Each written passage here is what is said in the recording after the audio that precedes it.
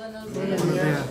Otra vez estamos aquí en este carro express que nos está recibiendo y agradeciendo la presencia de la maestra María Elena Sánchez Camacho, regidora de Educación, Cultura y Tecnología. Gracias, buenos días. En la visitación de la alcaldesa. Empezamos. Hoy 18 de febrero de 2023, el Museo del Ferrocarril José Cardoso Telles nos complacemos en presentar dos actividades con gran relevancia en este mes, tales como la conferencia titulada Recordando líneas telegráficas, a cargo de nuestro estimado socio de Amigos del Ferrocarril, Acámbaro AC, José Guadalupe Herrera Tapia, mejor conocido como Don Lupe. Con motivo del Día del Telegrafista ferroviario, celebrado el 14 de febrero, así como la exposición temporal, conmemorando la llegada del primer tren de Acámbaro a Uruapan, hecho dado el 13 de febrero de 1893. Sí, 1893.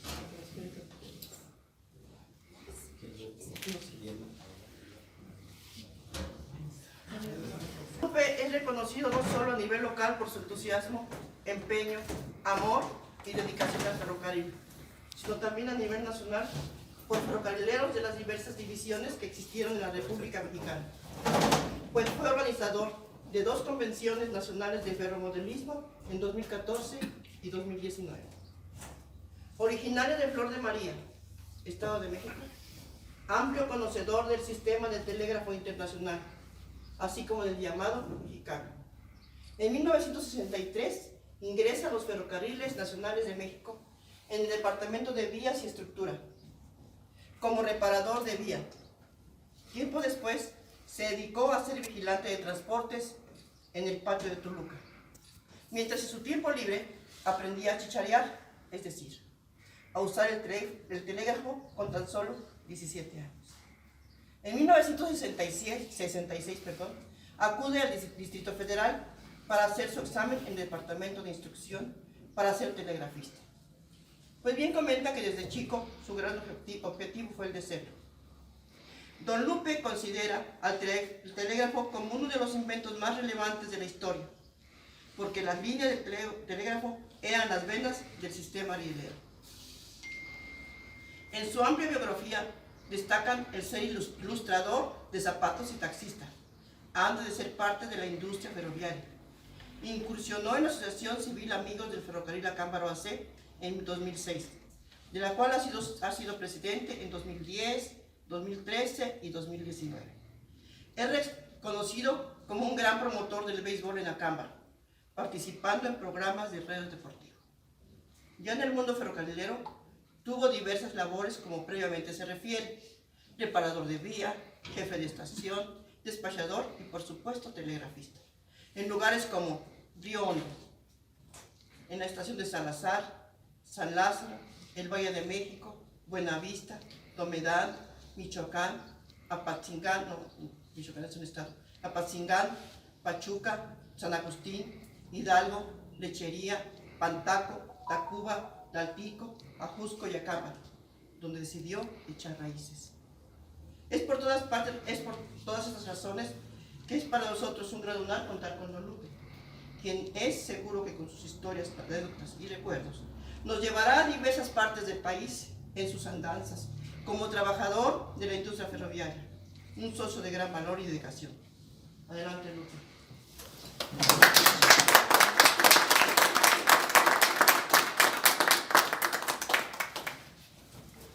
Pues buenos días y muchas gracias por estar presente en este día, que originalmente se tenía que haber celebrado el martes 14 por ser el Día del Telegrafista, pero por cuestiones de logística aquí del museo y todo, nos recorrieron tantito al sábado, y pues está bien también, y me da gusto que también se interese la gente, porque aquí en Acámbaro somos muy dados a hablar de la cultura chupícuara, cultura de diferentes culturas. Tenemos 4 museos y todo, o sea que y qué bueno que también se interesen por la cultura ferrocarrilera o ferroviaria. En este caso, pues me toca a mí hablar de una de sus ramas, de sus ferrocarriles contaba con 6 ramas de trabajo. Esta es una de ellas, nada más, la rama de alambres. Entonces, pues voy a iniciar por la cosa del Día del Telegrafista. Porque algunas personas no conocemos o no sabemos bien por qué es el Día del Telegrafista el 14 de febrero. Que muchas veces decimos, no, pues es que San Valentín a lo mejor era telegrafista, pero no, todavía no había telegrafo. Entonces, el Día del Telegrafista, ¿por qué se festeja el 14 de febrero? Esto tiene su origen en una huelga que se inició en la Central Telegráfica de Tacuba, número 8, con motivo de que el gobierno quiso fusionar correos y telégrafos, pero en esa fusión había que bajarles el sueldo a los telegrafistas. Entonces, pues no estuvieron de acuerdo, se van a huelga y pues hay mucha resistencia de estos compañeros telegrafistas y por la oposición que tuvieron y esa resistencia, el 13 de febrero de 1941 se establece el decreto 741, donde se deroga el derecho que establece la fusión de los servicios de correo y telégrafos. Y a partir de entonces es que se reconoce el 14 de febrero de 1941 como el Día del Telegrafista, dada como quien dice, la victoria que obtuvieron los telegrafistas al ya no pertenecer también a correos. Y este día se conmemora, ya después se reconoce y se conmemora a nivel nacional. Y desde entonces, de 1941, es que se festeja el 14 de febrero como Día del Telegrafista.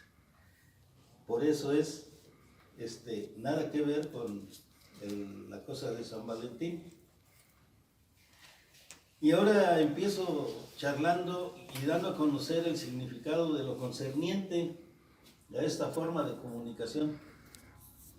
Y para que todos estemos también enterados de lo que significa todo esto, la palabra telégrafo viene del griego tele, que significa lejos, y grafos, que significa escribir.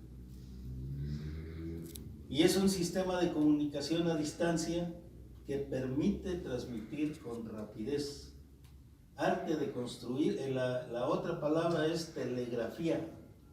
La telegrafía es el arte de construir, instalar o manejar los telégrafos. Y otra palabra que existe también es telegrafiar, transmitir una comunicación por telégrafo. Telegrama. Telegrama es un despacho telegráfico impreso que se envía a alguien con el texto de una comunicación telegráfica. Tómese en cuenta que el telégrafo fue uno de los primeros inventos que utilizaron la energía eléctrica, descubierta por el inglés Guillermo Albert en el año de 1600, y que permitió que los mensajes llegaran a lugares lejanos por medio de cables. Nada más que este señor allá en Europa no estaba no hallaban cómo hacerlo, empezaron a querer hacer claves con esferas, al rato con números, pero no le hallaban de cómo hacer cómo echar a andar esa cosa, y pues así inició la cosa esta, sin olvidar también a los inventores anónimos, aquellos que en sus ingeniosos descubrimientos hicieron de los campamentos de salvajes para hacer visibles las señales de humo. no sé si habrán oído de que se tenía que hacer sofocar tantito el lomo y dejarlo escapar, y así había comunicación. Entonces desde pues, ahí, pero ya había la inquietud de hacer algo para podernos comunicar, porque si no, y si no también con los rayos solares, con un espejito o esas cosas, también se empezó así empezaron. Y así empezaron a imaginar en algún objeto que pudiera transmitir señales más claras y rápidas. Y empieza la invención del telégrafo eléctrico, haciendo varios experimentos en el continente europeo, con varios personajes como el escocés Marshall, que publicó en su país sobre las corrientes eléctricas o el descubrimiento de Volta, también poniendo de manifiesto la pila que se llamó voltaica, o Miguel Faraday, quienes fueron los que más hicieron por la telegrafía cuando vieron que un imán que se mueve cerca de un alambre, como en este caso aquí, provoca corriente eléctrica. Y así siguieron, y el primer telégrafo que se instaló en Gran Bretaña fue en 1838, pero era imperfecto. Mientras eso pasaba allá en Inglaterra, acá en Estados Unidos, Samuel Pinley Brice Morse, en 1838 también daba a conocer un telégrafo en el cual la batería y el magneto, aquí tiene la corriente, y el magneto es lo que va aquí adentro de y es lo que hace funcionar. Estas cosas jugaban un importante papel, y así en 1844 se envió el primer telegrama de Washington a Baltimore, en puntos y rayas, dándose a conocer el código Morse. Y después pasó a la modernidad, porque se vinieron otros aparatos, se empezó a hacer se perforaba una cinta en la cual después se metía a un aparato y era la transmisión mucho más rápida que hacer esto.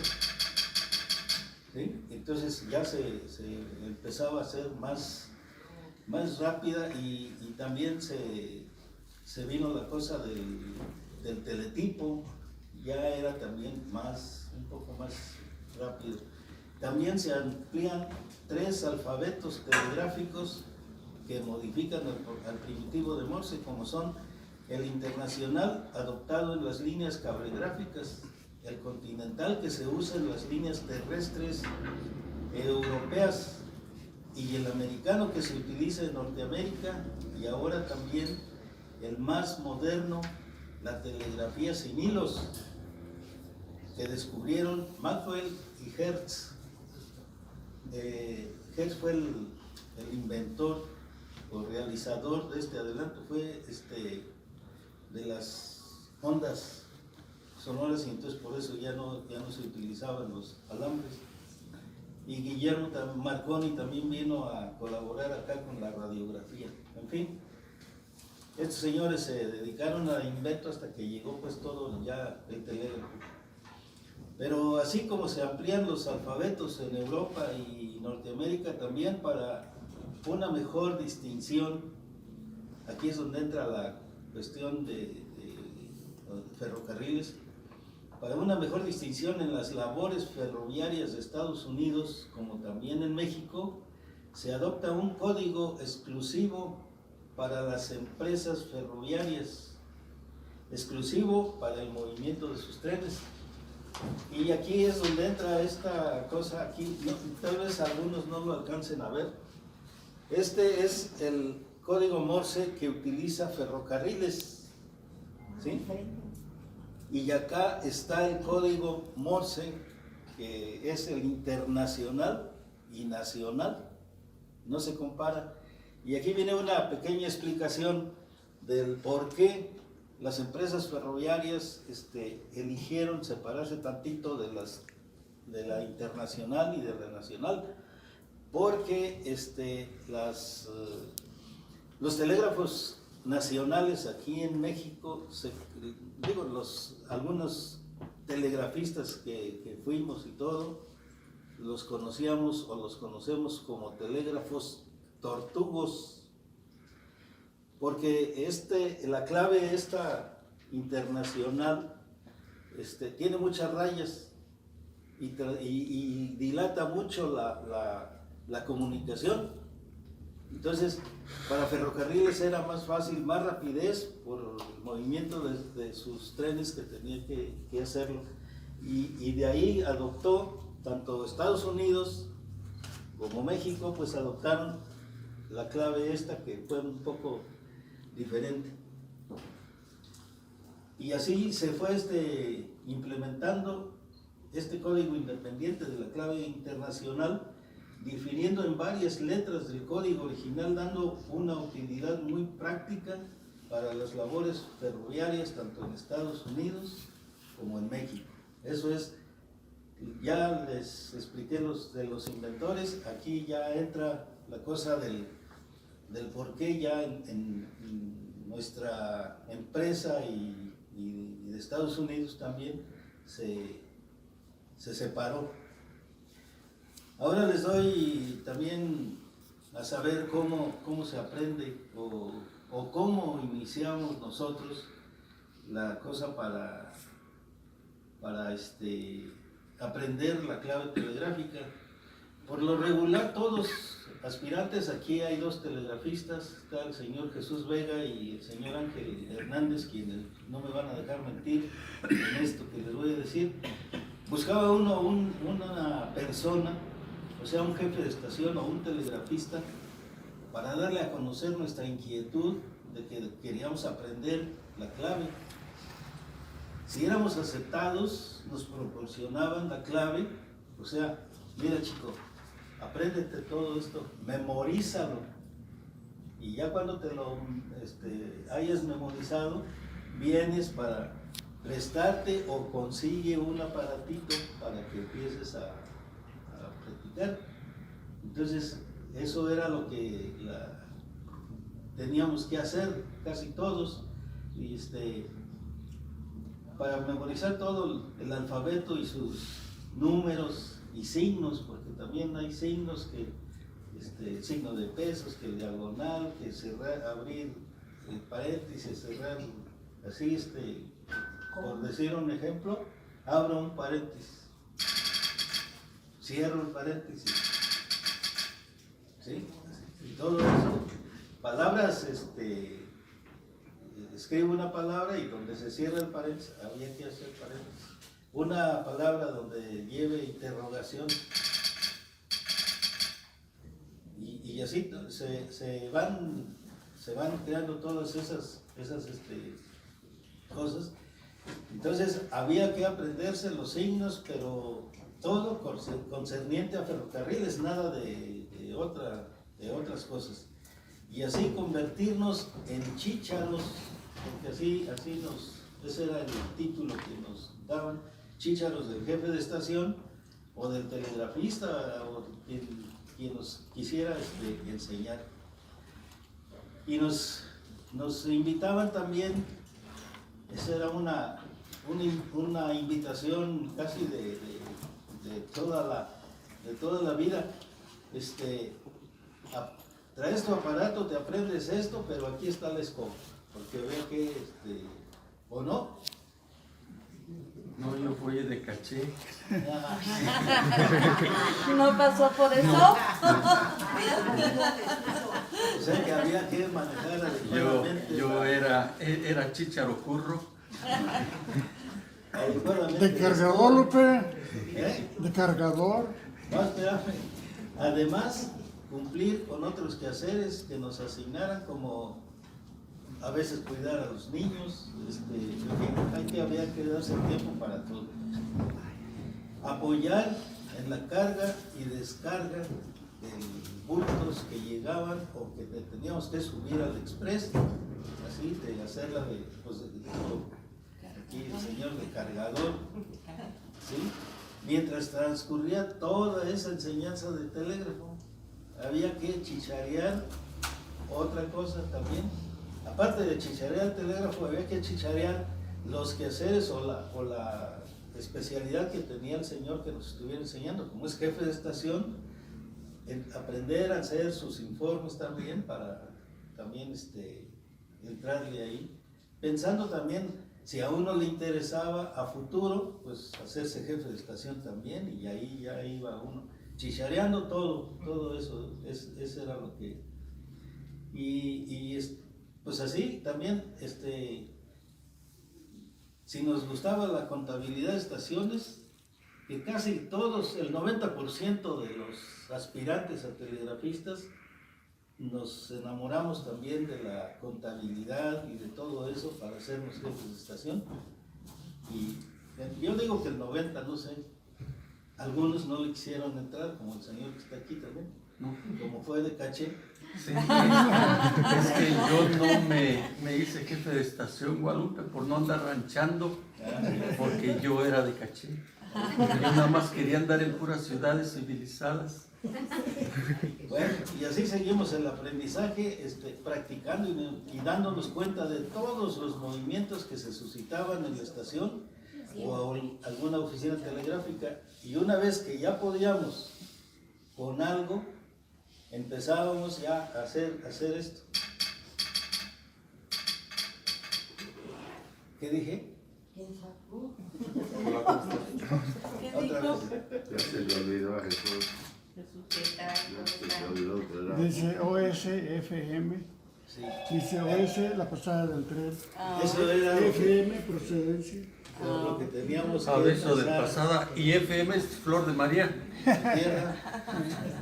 Entonces, la llegada, salida y pasada, porque había que dar llegada y salida de algunos trenes y otros que nada más los veíamos pasar por la pasada de esos trenes. Y ya cuando se nos empezaba a quitar la temblorina y todo, empezábamos a agarrar la llave y todo, y también a empezar a recibir algunos telegramas u órdenes de tren que se nos dieran, porque teníamos que tomar estas órdenes y entregarlas a los trenes y todo. Entonces, digo, a los conductores y maquinistas. ¿Sí está bien, señor Luis? Sí, don Lupe. Eso era lo que teníamos que ir aprendiendo y perdiendo el miedo hasta que, pues ya, el jefe de estación o telegrafista veía que estábamos ya aptos para enfrentar otras cosas. Nos mandaban a la escuela, a la estación central de Buenavista. Ahí estaba la escuela donde ya ahí el mismo jefe de estación o el telegrafista nos conseguían la carta sindical para que nos autorizaran el ingreso a la escuela y empezar a tomar nuestra preparación. La estancia en la escuela nos llevaba casi, bueno, algunos 6 meses, otros a lo mejor menos, otros más. Ahí dependía de la inteligencia del individuo, porque había que aprenderse este pequeño librito que traía todas las... No todo se tenía que aprender, pero sí todo lo que se refería al movimiento de trenes, sí se tenía que... ¿Y qué dice la regla 201? ¿Qué dice la regla 205? ¿Y qué dice y había que prepararse para cuando ya nos dijeran, pues creo que ya estás, solicita tu examen para tal fecha y listo. Bueno, y ya después pues ya había que, pero para eso había que llegar a la escuela y pasar un examen todavía, que consistía más o menos en 200 palabras, y de esas 200 había que sacar máximo 4 errores, y por los que sacábamos más de 4, pues regrésate a tu casa a seguir preparándote para pues como cualquier examen, yo me imagino en universidad, ¿verdad? O en cualquier otra cosa. Entonces, así es como teníamos que aprendernos este librito, otro que no traje, que es el reglamento de electricidad y telégrafos, conocimientos básicos de electricidad, porque también había que saber algo de electricidad.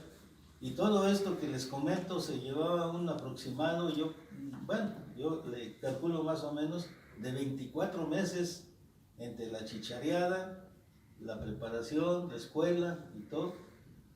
Y si no es que a veces hasta 36 meses. 3 años. Para poderse hacer telegrafista.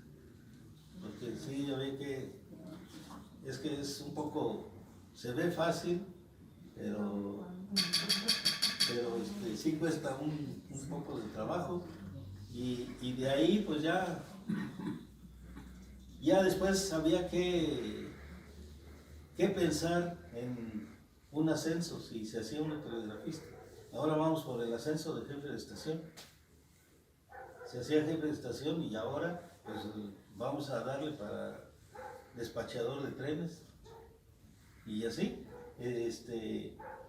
Y algunos otros compañeros fueron más ambiciosos todavía porque llegaron quienes fueron telegrafistas y llegaron a ser superintendentes de división, quienes otros fueron jefes de estación viajeros, otros fueron auditores, auxiliares en contabilidad por la empresa Ferrocarriles y otros más ocupando puestos más altos a nivel administrativo en la empresa Ferrocarriles Nacionales de México. Pero todo era capacitación y así era como se forjaba la persona, fuera hombre o fuera mujer. De los dos tenían que hacer así que lo mismo. Y hay mujeres, hubo mujeres telegrafistas, hubo mujeres jefes de estación y mujeres despachadores de trenes también, muy competentes, muy capaces. Bueno, y ahora si me permiten les muestro tantito con lo que nos enseñaron. Esto se llama llave telegráfica, pero aquí si hago esto no se nota nada, porque nada más es la llave donde estoy haciendo puntos y rayas. Y esto es el sonador, que es lo que ya permite que se oiga los puntos y las rayas. ¿Sí? Y estas son unas, se llaman magnetas, estas servían para oficinas donde había más de un circuito, o sea, más de un hilo telegráfico. Se ponían estas y ya después había una caja de jacks y se metía uno al hilo que quisiera uno trabajar. Y un pequeño conmutador. Estos conmutadores estaban en las oficinas y aquí entraba el hilo, pero del poste. Y aquí teníamos el hilo 1, el hilo 2, pero este conmutador es nada más de dos hilos. Había oficinas que tenían de 3, había oficinas ya cuando llegué a Buenavista me encuentro con 35 hilos telegráficos, pero es que ya ahí llegaba de todo el país, entonces ya era muy diferente. Ahí eran los famosos parches. Sí, también, porque luego nos ordenaban que hacer parches.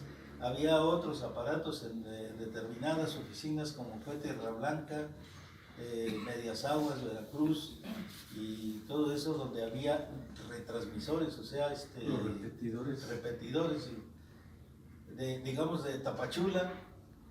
La transmisión no llegaba directamente de Tapachula a México, sino había que utilizar los repetidores casi en 2 puntos, en Medias Aguas y en Tierra Blanca, para que pudiera llenar la corriente. Hasta Buenavista.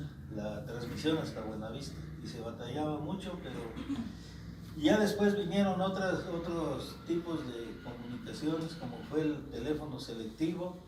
Para el telegrafista pues ya era más sencillo usar una diadema y comunicarse con el despachador y todo, pero así es como se empezó uno y ya, si se fijan aquí, bueno, claro, a mi edad pues ya está uno viejo, ya no es lo mismo como cuando estaba uno joven y una canilla y todo. Después pero había unos que aún jóvenes, Guadalupe, parece que bailaban arriba de la llave o te transmitían con el dedo gordo del pie izquierdo. Te decían BK y casi te estaban espantando porque tú les oías bu en vez de BK, me equivoqué. Entonces la edad no importa, tú hablas ahorita todavía con la mano, Guadalupe. Sí, y ya cuando no servía uno con la mano, había que utilizar esto, y aparte también hacer otra cosa de que al ir transmitiendo un telegrama, tenía uno que hacer esto.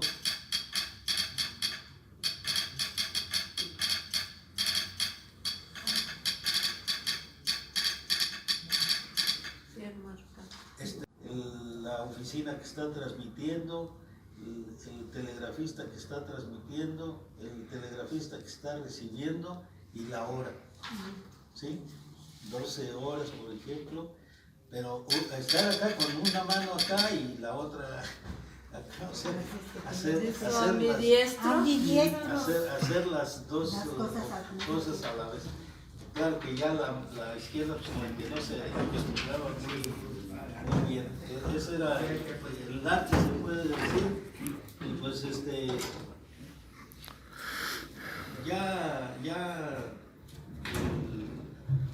el tiempo fue arreglando todo, ya las comunicaciones ya terminaron con radio a bordo de las locomotoras, una comunicación que pues ya, yo trabajando en Monterrey, estaba hablando con un maquinista de Lázaro Cárdenas y creo que me oía mejor que como me están oyendo ahorita ustedes, porque es una claridad tremenda, y ya de arriba de la máquina y todo, o sea, ya las comunicaciones se compusieron bastante. Desgraciadamente para nosotros pues nos tocó bailar con la más fea, como dicen, porque aquí Señor Jesús terminaba afónico de que los gritos que daba de aquí, de Acámbaro, para escuchar a un tren que estaba en Los Chivos o Las Cruces. Los Chivos o Las Cruces es la ruta de Coróndiro a Lázaro Cárdenas, o hasta Lázaro Cárdenas. ¿Y qué dices? ¿O no? Sí. Y sordos terminamos también por las descargas de los rayos, Sí. que se reflejaban aquí en la orejota. Entonces, y la historia del telégrafo en ferrocarriles se inició en 1866, pero sí nos dio la oportunidad a muchas personas de capacitarnos en muchas cosas. Hay en el periódico y la revista Ferronales sacó una cosa así, dice: ¿quién es, cómo es o qué debe hacer un despachador de trenes? Y aquí sacaron una frasecita que pues digo, considero que a lo mejor van a decir que exagero, pero dice: lo más cercano a un cerebro electrónico. Porque así era como se tenía que estar uno, y marcan toda la historia de lo que tenía que hacer el despachador. Tenía que estar pendiente de señales, de todo, y aparte ser administrador mental a veces, porque en Toluca hay tantos carros y había que sacar tonelajes para ver cuántas máquinas necesito mandar para que muevan esos carros y todo. Todo eso tenía que hacer el despachador y telegrafista y todo. Entonces, pues así es como se hacía uno, telegrafista y todo. No sé si a ver, Jesús, si me puedes traducir lo que voy a decir. Mira, antes de esto que vayas, les voy a respecto a las comunicaciones que acababa uno afónico, precisamente hablando de lo de las comunicaciones, en una ocasión estando yo aquí de despachador, se les fue un furgón loco de Nueva Italia rumbo a Lázaro Cárdenas. Entonces, ya estando supuestamente, entre comillas, las comunicaciones ya modernas, vía satélite por el radio, aún así no era posible una comunicación correcta con las tripulaciones. Entonces yo me cansé de gritarle al purépecha, era de pasajeros que venía subiendo de Lázaro Cárdenas, para decirles que se metieran a un escape porque iba un furgón loco. Entonces jamás logré contactar a ese tren porque dije, pues es el de pasajeros, va a chocar con el furgón loco. Entonces, como providencia, me habla el mayordomo de la sección de Gámbara. Me dijo que qué se me ofrecía.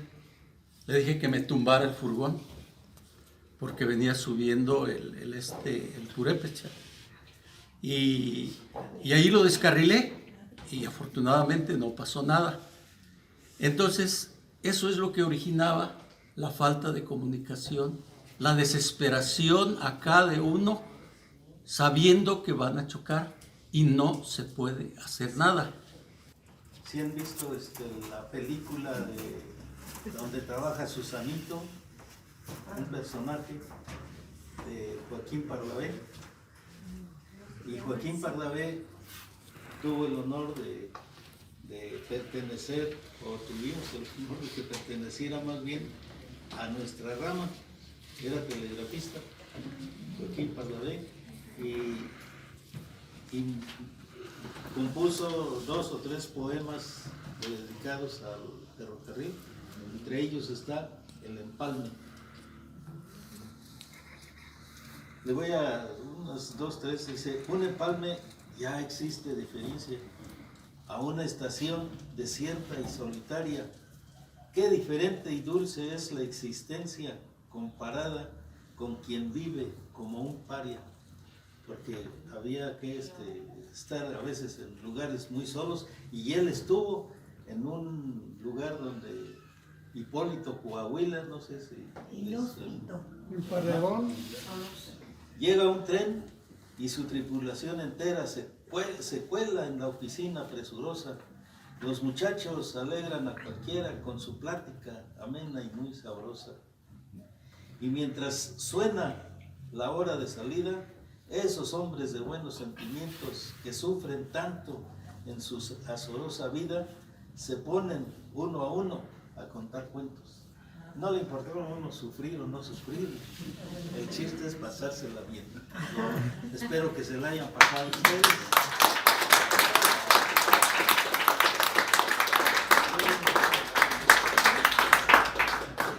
Estoy presente con toda esta buena gente. Más quiero comentarles, yo empecé en el ferrocarril de oficinista. Luego me hice telegrafista, en este aparato lo aprendí y ahí lo conservo. Es la llave y el sonador. Aquí ya vienen las 2 cosas, no como aquí.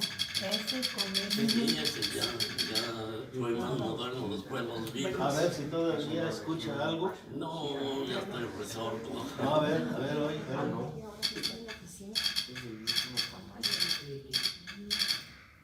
No. No, Muy rápido ya no. No, sí, ya.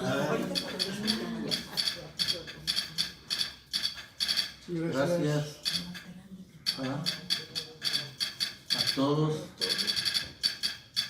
por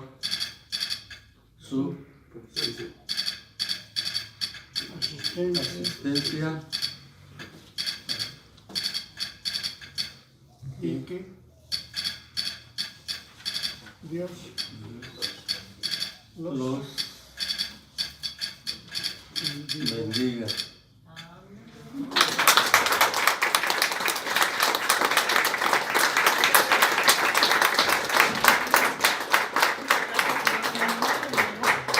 Yo nunca supe manejar el libro, siempre fue a pura mano. Y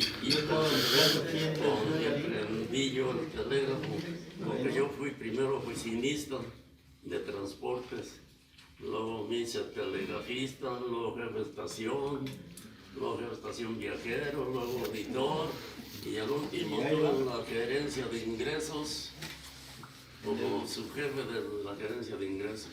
En el Así que administrativo de ferrocarril. conservo mucho porque me abrió el camino para llegar a donde llegué. 90 años de vida y 80.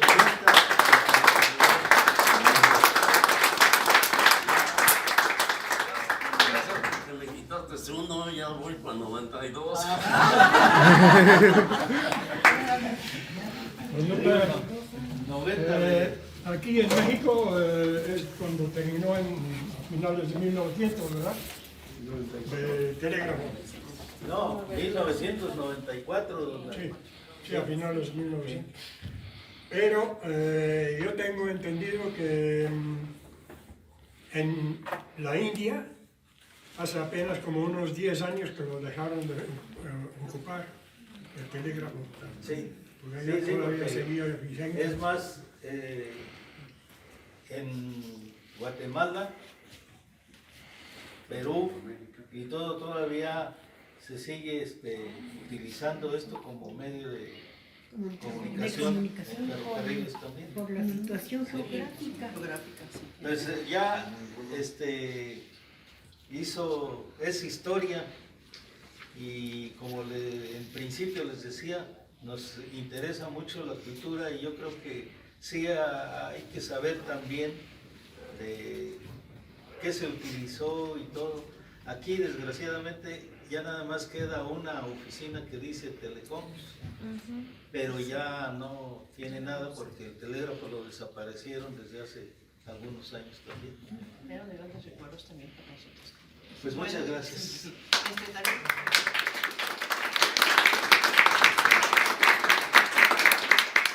También nos acompaña la directora del museo local. Hola, abuelita. buenas tardes.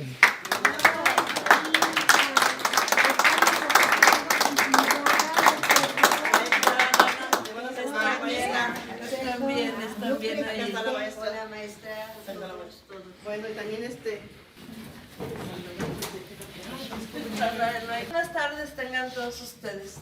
Es un verdadero honor estar el día de hoy aquí con ustedes que tienen un cúmulo de experiencia, historia en este ferrocarril.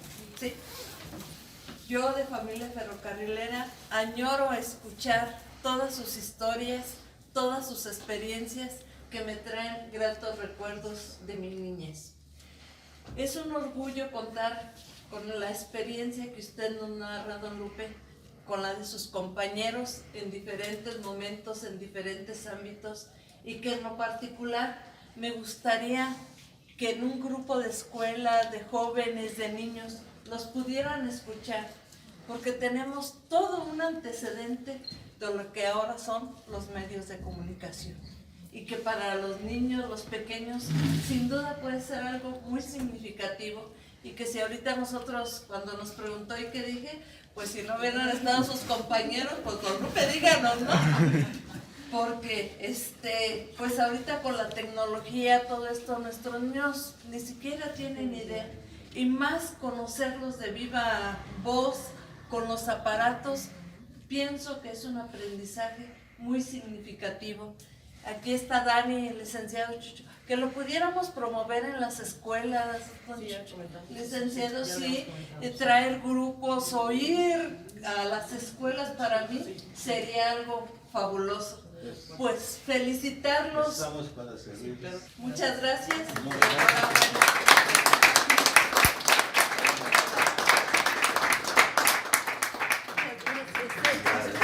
Gracias. Felicidades a ustedes que nos narran todo Ustedes esto. por haber venido.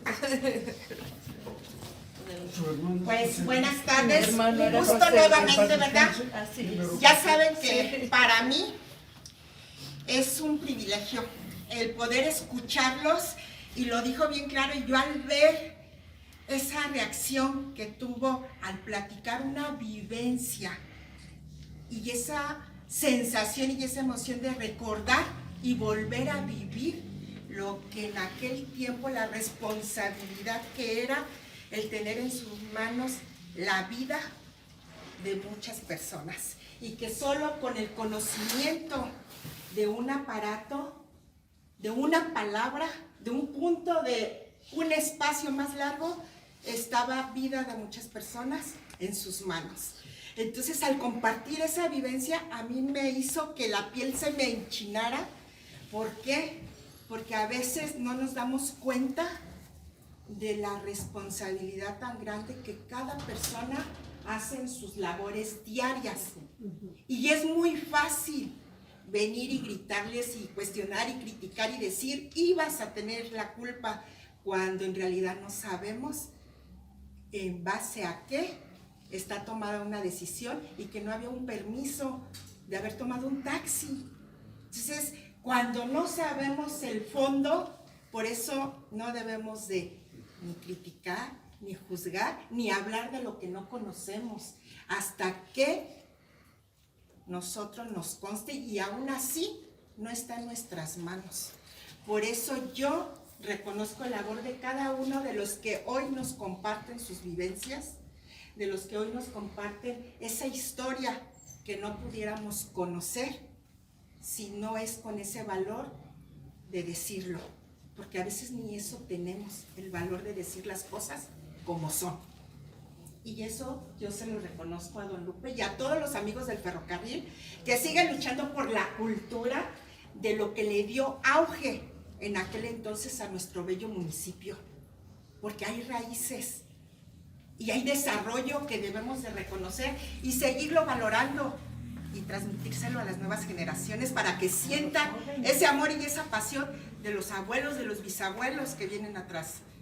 Y todos tenemos una familia en el ferrocarril que vivió en ese momento parte de esa historia, y por lo que hoy nosotros estamos aquí. Entonces, por eso siempre es un gusto y un placer y un honor Esther Mandujano, la persona, no el cargo, de compartir con ustedes. Gracias por darnos la oportunidad.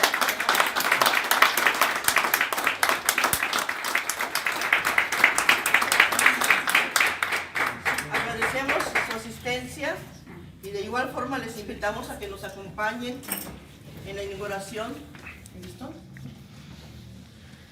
de la exposición temporal La llegada del primer tren de Acámbaro a Uruapan, en la que se exhiben fotografías de diversas épocas de la estación de Uruapan.